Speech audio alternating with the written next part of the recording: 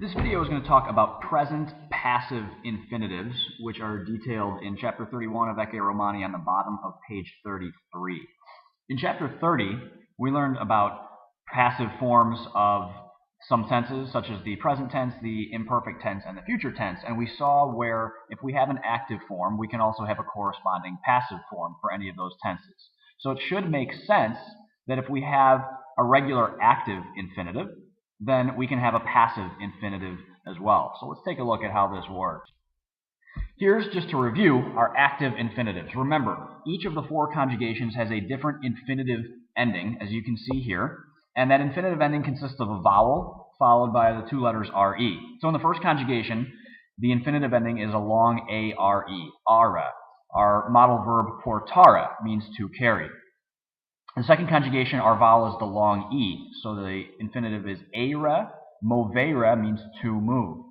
The third conjugation, instead of a long e, we have a short e, re, so mittere means to send.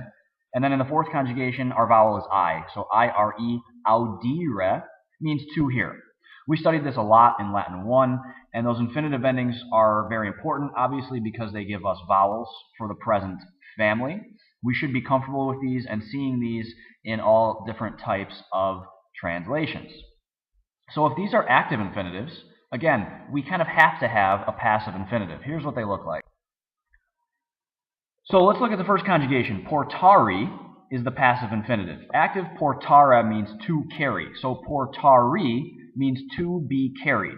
And notice the only thing that's different is instead of an e at the end of the infinitive ending, it's now a long I. Portare, active, portare, passive.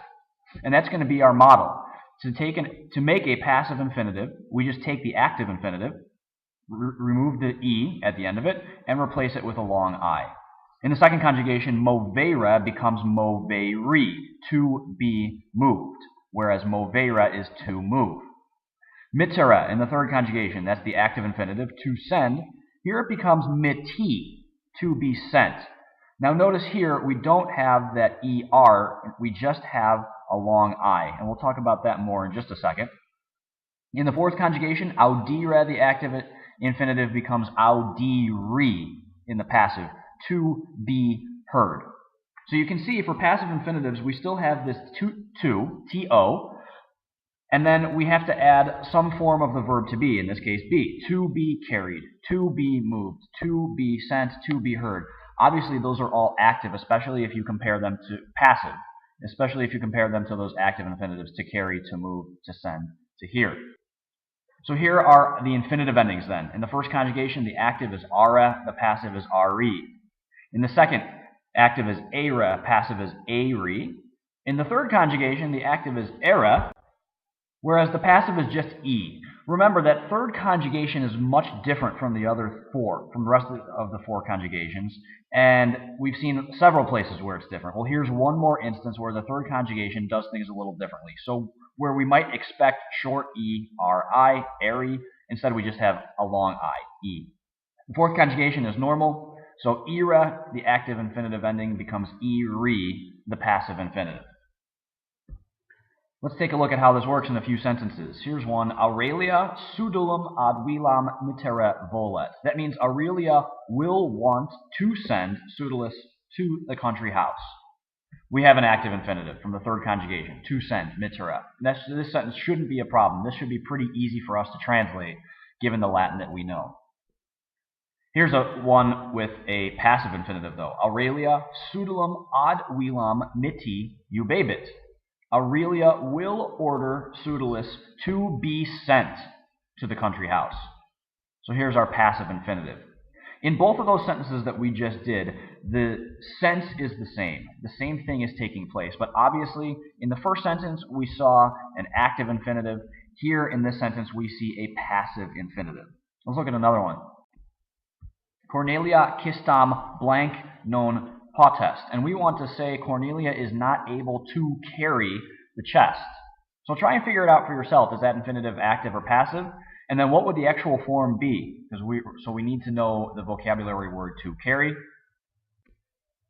Here we go. It would be portare, porto, portare, first conjugation verb.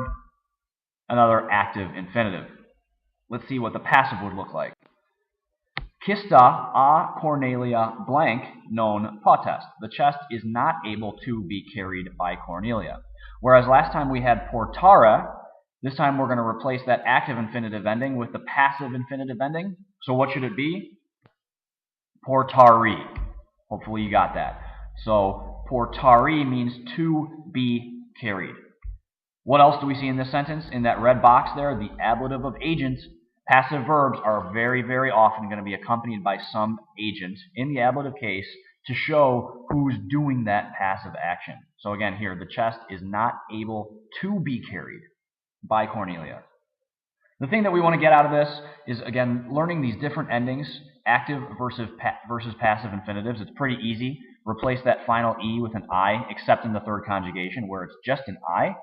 We should be able to recognize these in a paragraph in something that we're translating, maybe chapter 31, and then also translate them properly.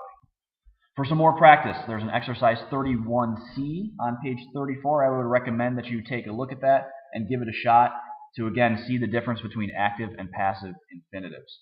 That's going to do it for this video. Thanks for watching. See you later.